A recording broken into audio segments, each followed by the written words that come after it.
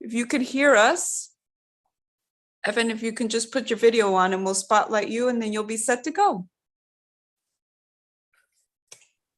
He put in the text that he's having internet issues. Oh, thank you. Since I was reading, I couldn't. So he said, give me 2 minutes. Okay. Well, then we have 2 minutes, everyone. I don't think there's any songs that we could sing in the 2 minutes other than just doing, Jaya Radha Madhava. Yeah, Srila Prabhupada says as soon as chanting stops, Maya comes. Oh, no, we don't want Maya to come. So, Jaya Radha Madhava, Kunja Bihari, Jaya Radha Madhava, Kunja Bihari, Gopi Janavala, Girivardhari, Gopi Janavala, Girivardhari, Jashodanandana, Vrajana Ranjana, Jashodanandana, Vrajana Ranjana, Jamuna Tira, Vanachari, Jamuna Tira, Vanachari, Jaya Radha Madhava, Kunja Bihari, Jaya Radha Madhava, Kunja Bihari. Hare Krishna, Hare Krishna, Krishna, Krishna, Hare Hare, Hare Rama, Hare Rama, Rama Rama, Hare Hare. Yay, Haribo, the Maha Mantra brought Evan into our presence. Hare Krishna, Evan Prabhu, so nice to see you again. Thank you so much for coming to glorify Krishna and share the Srimad Bhagavatam with everyone. We are streaming and you are spotlighted, so you're good to go. Please start, Prabhu. Thank you. Thank you very much. I'll start with an invocation. Om Namo Bhagavate Vasudevaya. Om Namo Bhagavate Vasudevaya.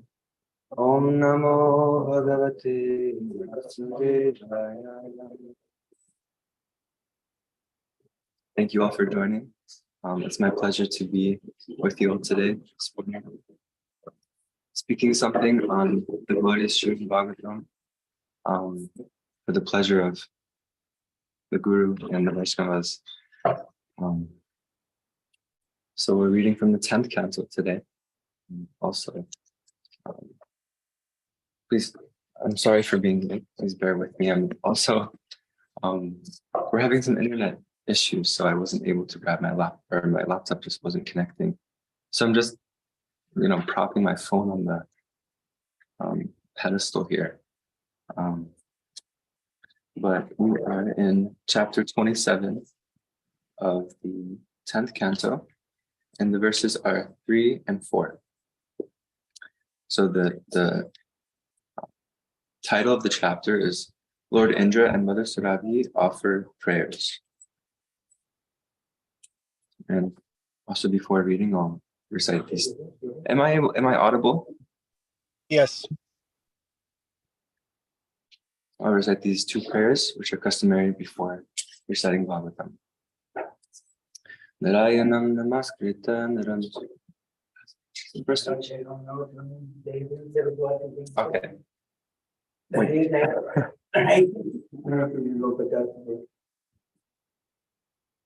I'm sorry, it's been a long time.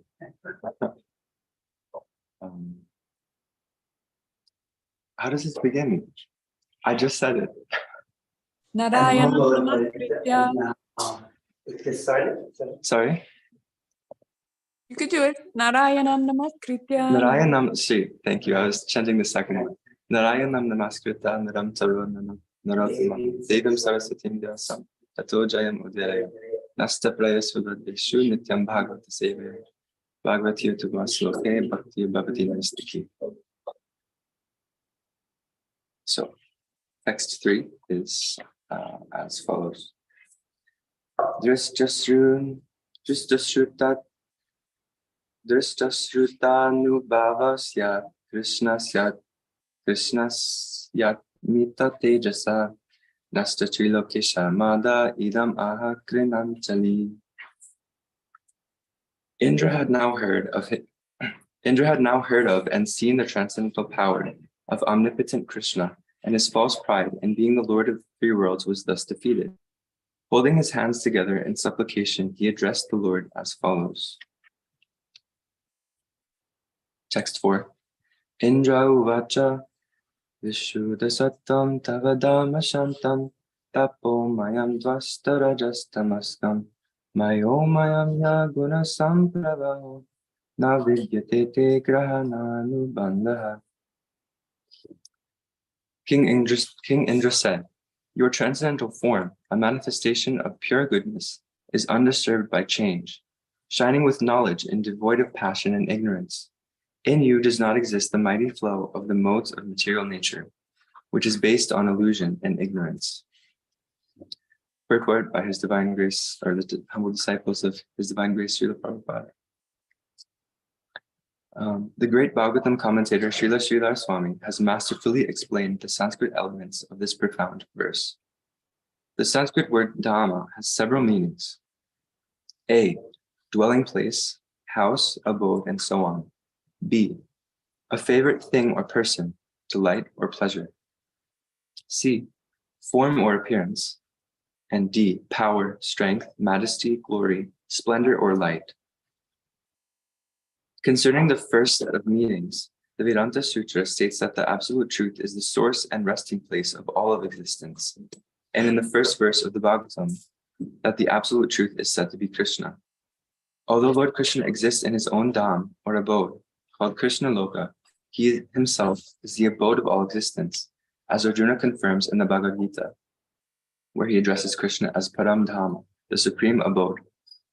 The very name Krishna indicates that the all-attractive person, and thus Lord Krishna, the source of all beauty and pleasure, is certainly the favorite thing or person, delight, and pleasure. Ultimately, these things can refer only to Krishna. Dhamma also refers to the form or appearance, and as Indra offered these prayers, he was in fact directly seeing the form of Krishna before him. As clearly explained in the Vedic literature, Lord Krishna's power, strength, majesty, splendor, and effulgence are all contained within his transcendental body, and thus attest to the infinite glories of the Lord. Srila Sridhar Swami has brilliantly summarized all these meanings of the word Dhamma by giving the Sanskrit term Swarup as a synonym.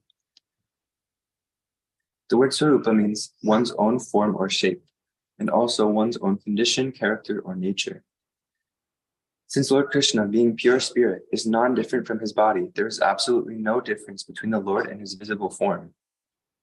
By contrast, in this material world, we conditioned souls are all distinctly different from our bodies, whether these bodies be male, female, black, white, or whatever.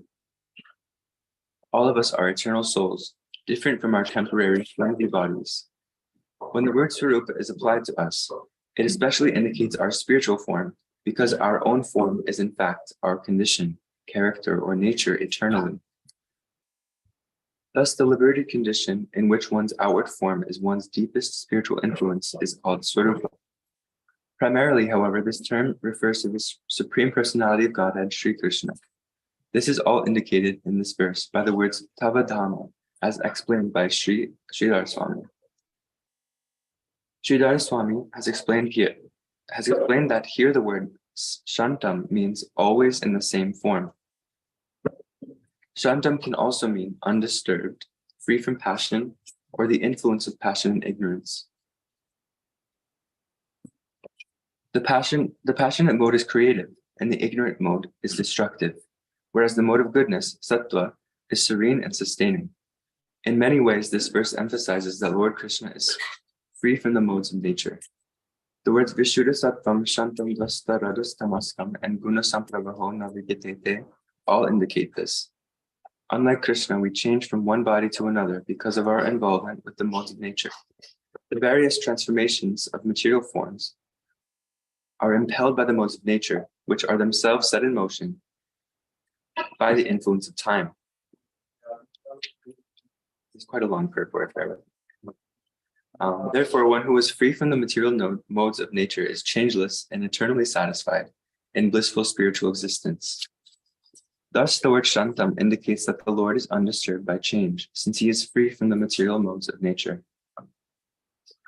According to this verse, the powerful flow of the material modes of nature, namely passion, stupidity, and mundane piety, are all based in agrahana, which Srila Sridhar Swami has translated as ignorance.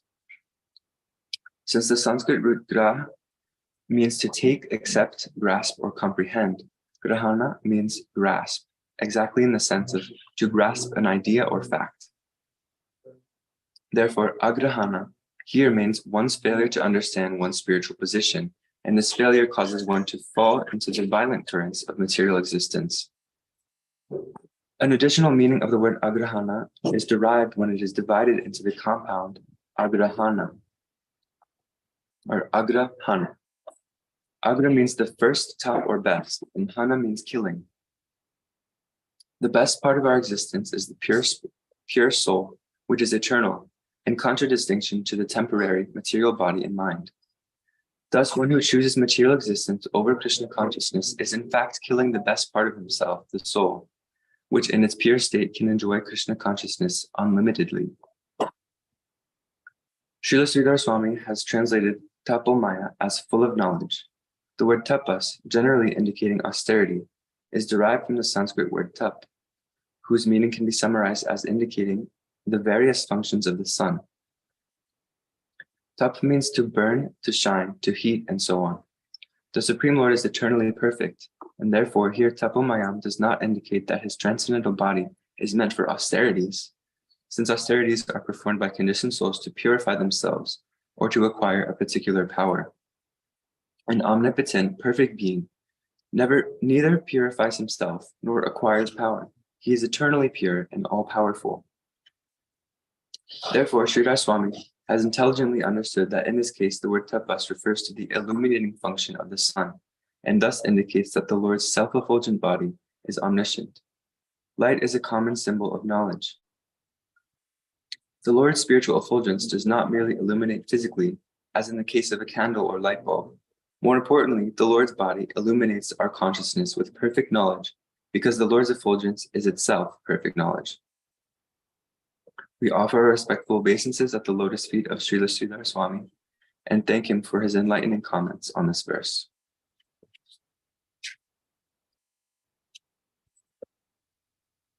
Om Ajnana-timirandasya Jnananjana Shalakaya Chakshurunmilitam Jena Tasmai Shri Gurave Namah Shri Chaitanya Manobhistam Stapitam Yena Bhutale Swayam Rupa Gadamayam Dadati Swapadantikam Nama Om Vishnu Padaya Krishna Prastaya Bhutale Srimate Bhaktivedanta Swami Niti Namine Namaste Saraswati Deve Gauravani Pracharine Nirvishesha Shunyavadi Paschatya Deshatarine Jaya Shri Krishna Chaitanya Prabhu Nityananda Shri Advaita Gadadhara Shri Vasari Gaura Bhakta Vrinda Hare Krishna Krishna Krishna Hare Hare Hare Rama Rama Rama Hare Hare.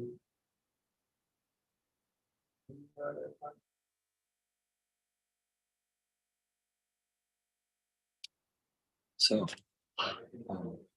we are in the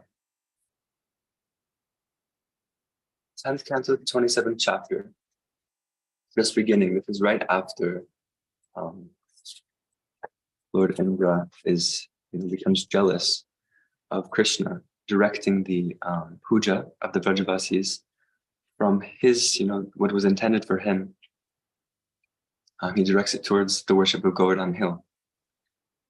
And then Lord Indra is sending storms down on Vrindavan, Vraja. And Krishna, in turn, he lifts Govardhan Hill with his pinky and gives shelter to all the Vrajavasis for 7 days and 7 nights. And then, after this amount of time, Lord Indra becomes humble. He realizes that, oh, this is actually the Supreme Personality of Godhead. I've made a grave mistake. And he goes to Mother Sarabi, and he requests that she come along with him to offer obeisances and ask for forgiveness and offer these beautiful prayers to Lord Krishna. So I'll just read the translations one more time. Indra had now heard of and seen the transcendental power of omnipotent Krishna, and his false pride in being the Lord of the three worlds was thus defeated. Holding his hands together in supplication, he addressed the Lord as follows. King Indra said, "Your transcendental form and manifestation of pure goodness is undisturbed by change, shining with knowledge and devoid of passion and ignorance. In you does not exist the mighty flow of the modes of material nature, which is based on illusion and ignorance." So there are so many beautiful prayers recited throughout the Bhagavatam, in which the Lord is personally present. But they all have one common thread, that they're spoken in a mood of supplication. This word here. I first heard this word used by my good friend. And he was leading a sadhana inventory sangha. And it's kind of like when you assess what's the current state of my sadhana. And he said, so compare what it is now and then compare what it might be like if it was done in a mood of supplication. And so I thought that was a very, a great question to reflect upon. What would it look like if I was actually, imbibing this, most important verse of Shikshastakam?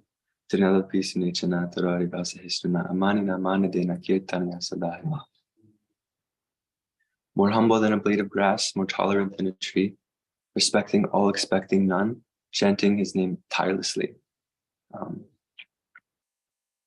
This is said to be the thread by which the flower of the holy name should be garlanded upon.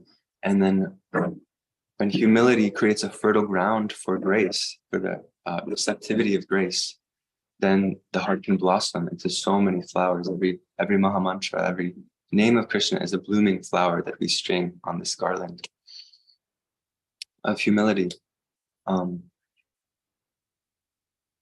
And I've just been reflecting on this concept of supplication and humility,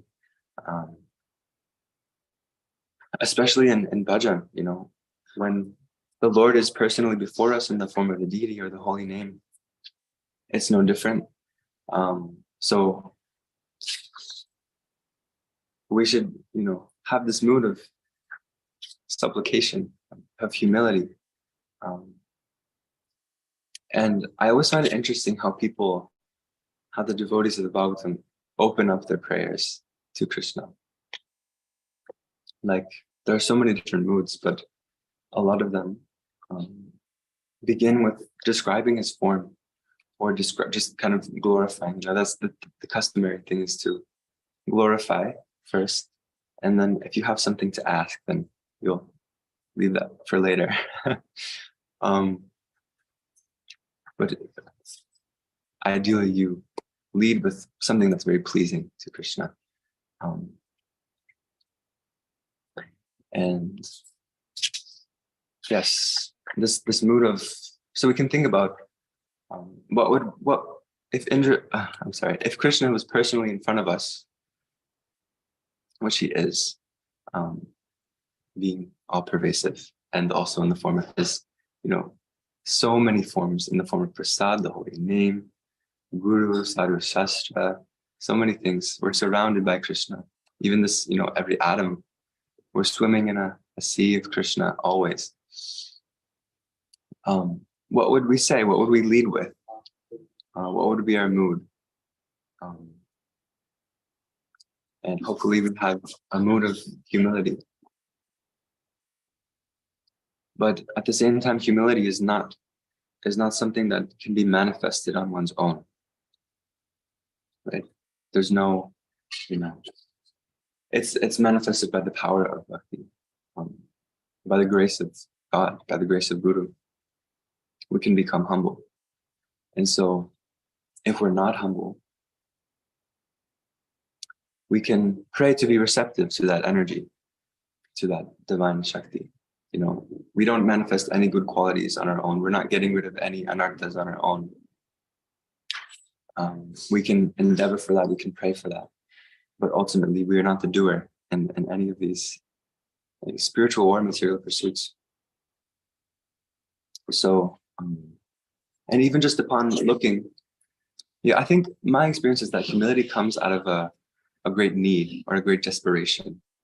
And that's kind of just a natural outpouring of humility when you realize, when you, analyze yourself as a, conditioned soul.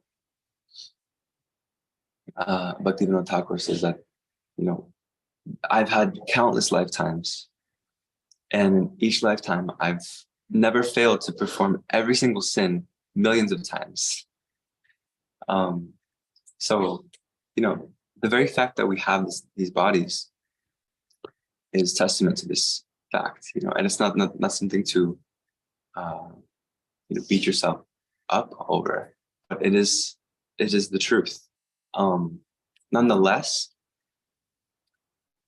God himself, Radha Krishna are taking the form of Gauranga, and they descend into this world with all of his associates, Srila Rupa Goswami, the 6 Goswamis, all the acharyas.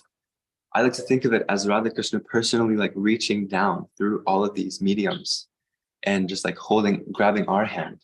Prabhupada is, manifesting in his books, in his the movement and the devotees, and personally, lifting us up, inviting us. It's not that we stumble upon or we break into Shastra, we break into the Bhakti Center, we break into Sadhu Sangha, we break into the Bhagavatam.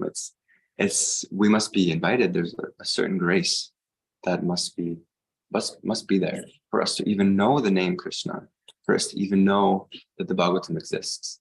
And there are many people that are offered, you're distributing books and you're offering them. But they have no attraction. They're not really seeing the book. They're not really, they're just seeing a book. They're not really seeing, Bhagavatam is Krishna. So Krishna has descended in the form of the Bhagavatam. And now we have the commentary of so many acharyas available to us. Centuries before, or even just decades before, we didn't have nearly not even close to the access that we have now to all of the acharyas, all of the devotees, all of the divine, the Shabda Brahman that we now have access to at our fingertips. So we're in an extremely, extremely fortunate position, despite having, performed countless sins. So this is Mahaprabhu's golden mercy juxtaposed against, the background of our, dirty hearts, our, the darkness of Kali Yuga. It shines so brightly. And it's actually, humility has the service of glorifying the Lord. It also has the service of making us eager. Because when we realize our true position, it doesn't take much to, you just assess yourself. Look at my bhajan. Look at my, so many things make us humble in this world. There's constantly reminders, we're brushing up against the limitations of this material world that are meant to humble us and really get us to come to accept our own limitations. That is true freedom, actually. It's not, true freedom is not having no limitations. It's accepting the limitations that we have and accepting the grace, accepting the unlimited glory of the Lord that's available, that avails itself to us, you know, at every moment, especially to us in Srila Prabhupada's movement in 2023. So that's a bit about the mood of humility. I'm just going to check the time here. And Srila Maharaj has given a lot that can be dissected here. I was thinking about, I'm just going to read a little bit, try to find what I was referring to. Yes. So the Vedanta Sutra states that the absolute truth is the source and resting place of all existence. And in the first verse of Bhagavatam, that the absolute truth is said to be Krishna. So is everyone familiar with this very important verse to our theology, our philosophy? In the first canto, 3rd chapter, 28th verse, it says, Krishna's tu Bhagavan Swayam. So this is a very, this is unique to Gaudiya Vaishnavas, or not unique to Gaudiya Vaishnavas, but not all Vaishnavas believe this. Not all Vaishnavas believe that Krishna is Adi Purusha. They might believe that Vishnu is the Supreme Lord, and he is the source of all incarnations. But we differ from them, and we say that Krishna is the source of all. He's Adi Bhagavan. He's the source from which all other forms emanate. And Gaudiya Vaishnavas, so this is controversial in the Vaishnava community, in the Hindu community. You know, sometimes, I guess in India, ISKCON gets a lot of criticism sometimes, saying, "Oh, you just say that Krishna is the only or the Supreme Lord, and it's not Vishnu or it's not Shiva." You know, there's many different sects. But so that's controversial in itself. But then we have the idea that Mahaprabhu is that Krishna and not a saint. You know, many people see Mahaprabhu as just a saint. So this is the very basically, fundamentally, what makes Gaudiya Vaishnavism itself. That we believe that Krishna is the source of all incarnations and that he has descended as Mahaprabhu himself. So this is an important, just theological housekeeping. And then this is a beautiful long purport that the devotees have done our devotees have done a nice job. I'll do a little bit more of dissecting here, but before, I just love the last sentence. We offer our respectful obeisances at the lotus feet of Srila Sridhar Swami and thank him for his enlightening comments on this verse. This is so endearing to me because you get the sense that, the devotees, that wrote these BBT purports after Srila Prabhupada's departure are doing it in such a mood of care and almost like they just really want to please the acharyas. They really want to please Prabhupada. They really want to make it nice. And it's just supplication, It's sweet. So admirable to actually I believe it's Srila Baladev Vijibhushanam, and one of the introductory purports to Rasa Panchajaya, that he says, sadhana does not please Lord Hari. Humility pleases Lord Hari. Humility is the surefire way to win the heart of Lord Hari because it's so endearing. And this is also, it's juxtaposed. The conditioned souls are, thinking themselves the Lord of the universe, when in reality it's quite laughable. And we're trying to imitate the Supreme Lord, but actually the Supreme Lord in the form of Mahaprabhu is trying to imitate his devotees. Is trying to, being a humble devotee, he's taking that role. He's taking a very submissive role. He's taking, when he's preaching to the the Mayavadis in, I'm I'm not sure, I'm forgetting his name, but to win the hearts of the Mayavadis, he's sitting in the area in which they wash their feet. And this wins the heart so much that they say, what are you doing? You're sannyasi like us, you should be with us. And he's saying, no, I'm a fool. And in this way, he was just melting people's hearts all the time with humility.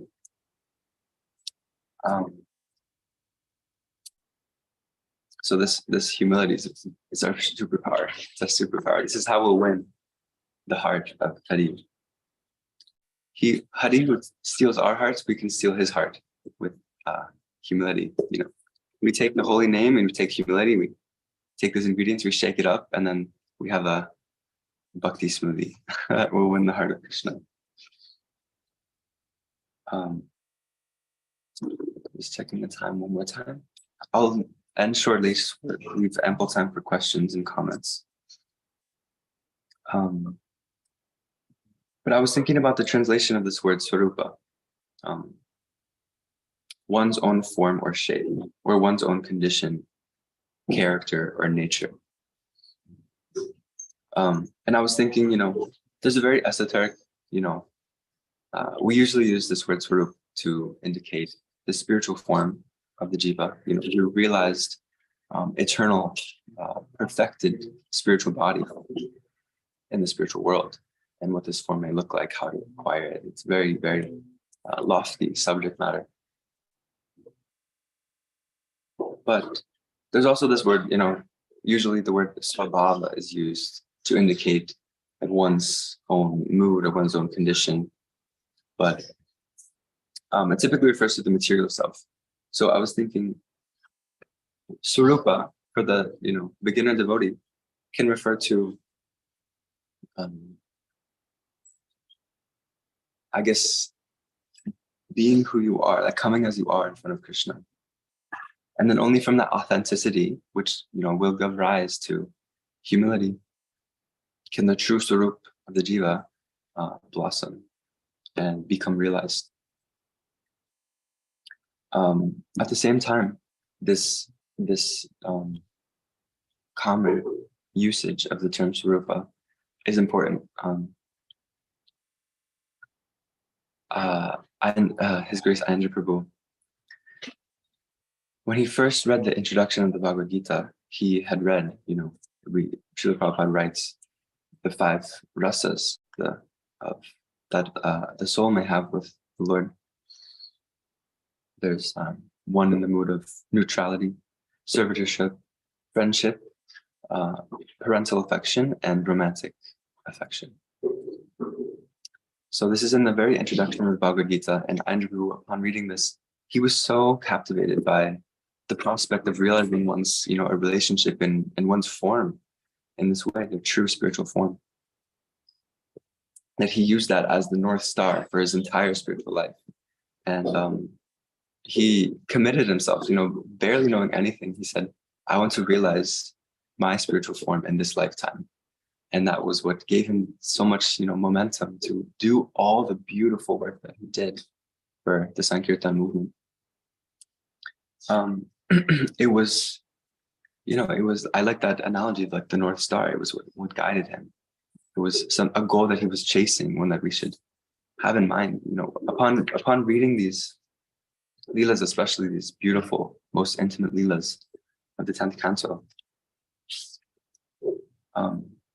we should be excited at the prospect of, having a similar relationship with Krishna as these exalted, pure, eternally perfect devotees.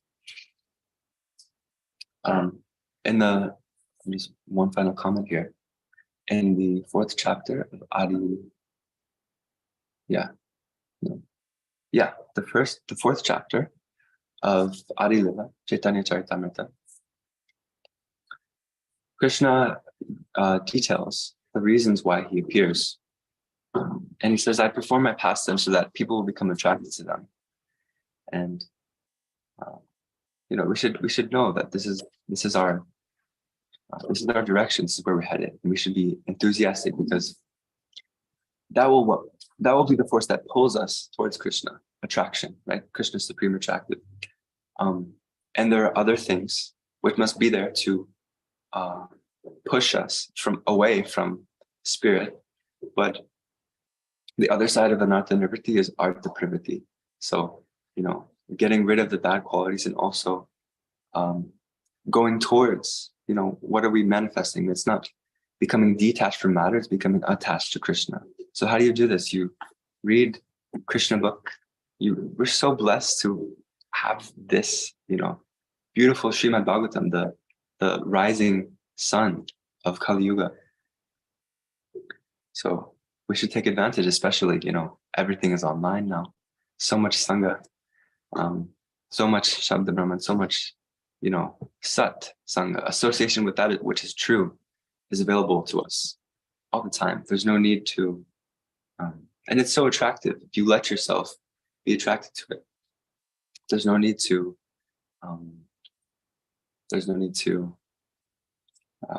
continue. You realize, it's not that you'll have to, I need to stop Netflix, I need to stop Instagram, I need to stop this. It's like, you'll just realize that this is way better. And this is true, And I just one final comment on the mood of humility. Oftentimes humility is like, it melts the heart. It's kind of filled with longing and sorrow, which may not be so desirable. It's not like what we think of as materially pleasing, but that mood, being any emotion in connection with Krishna is blissful and beautiful.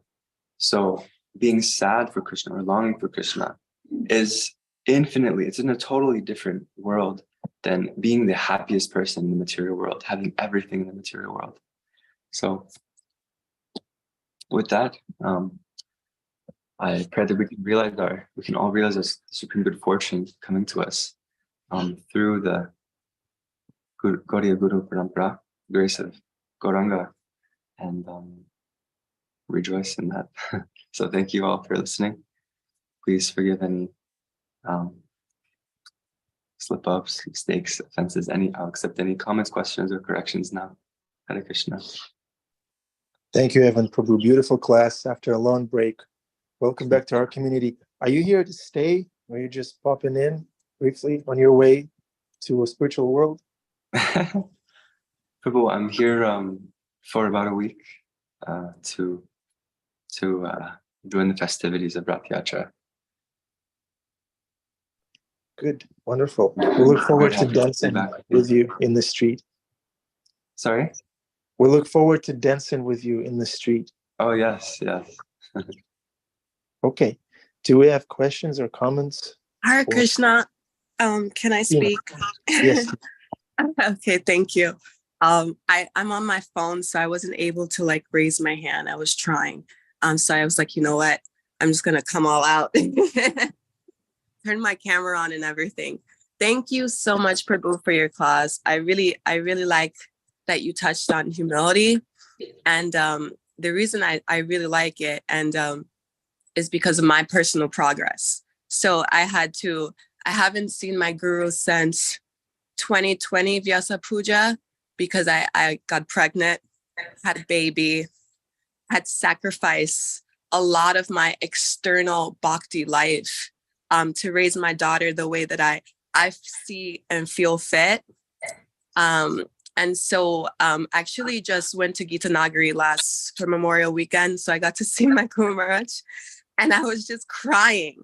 Every time I saw him, I was just in tears, because I could only stay for Jaya Radha Madhava because I have a baby, and she's crying and making sounds, so I have to leave the temple. So I wasn't able to be that yogi like I used to, sit there and take my notes and ask those big dynamic questions and rattle the room.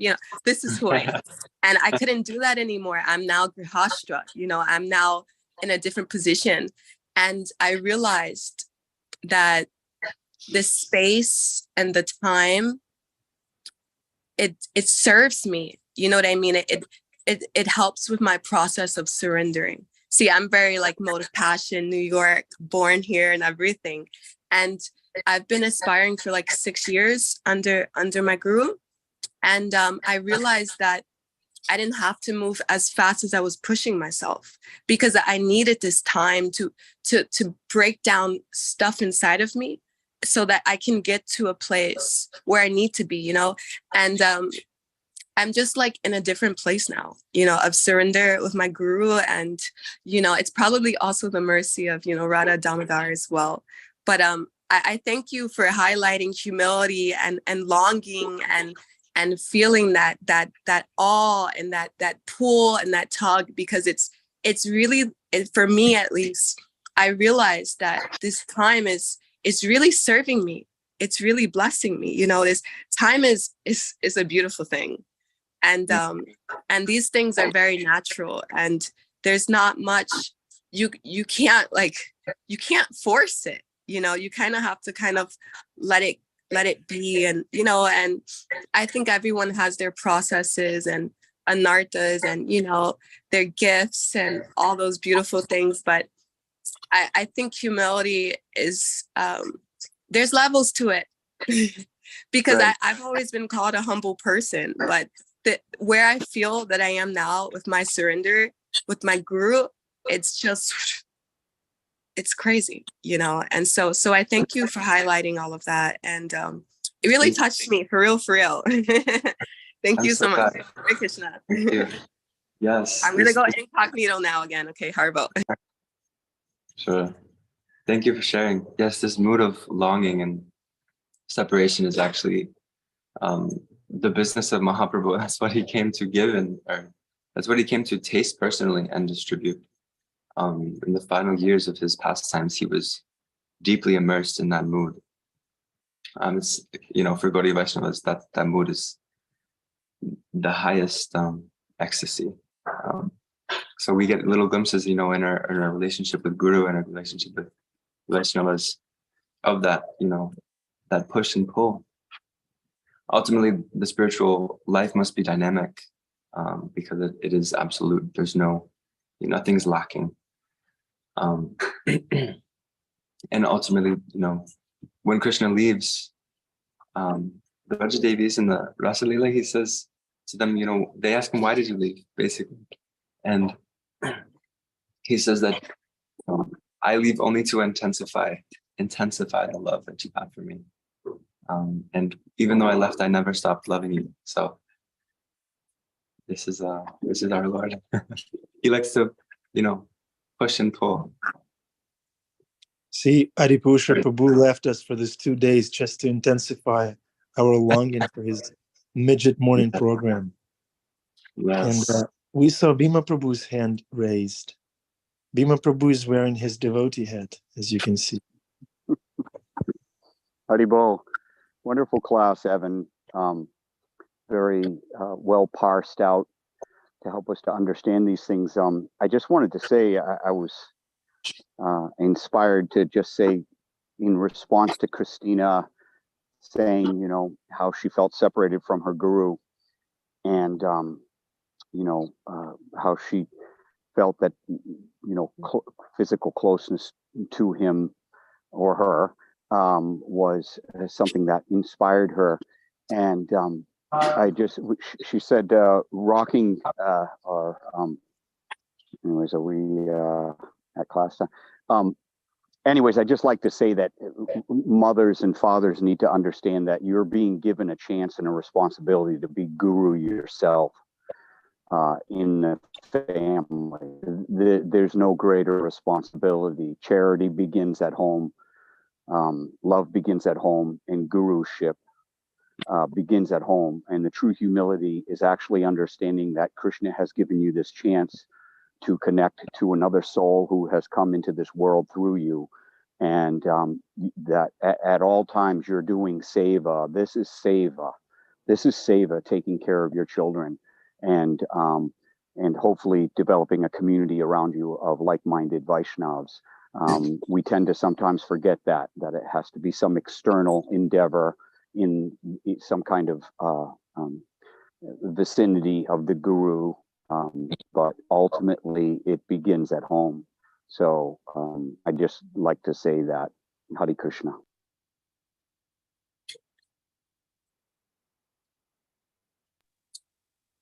Thank you. Thank you, Bhima Prabhu. Good darshan time. Okay. Evan Prabhu ki jai, Srila Prabhupada ki jai. And let's turn on our cameras if we can and stand up before the Lord. Stand up, Jeffrey Eckler. Yes. In your mind. Stand up in your mind.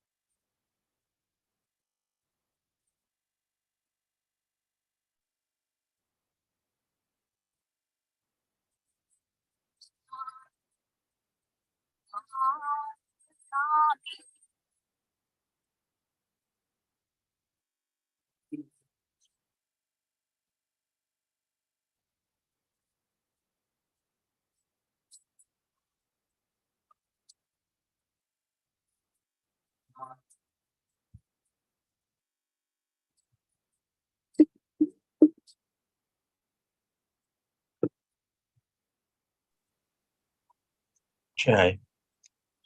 How beautiful Krishna is.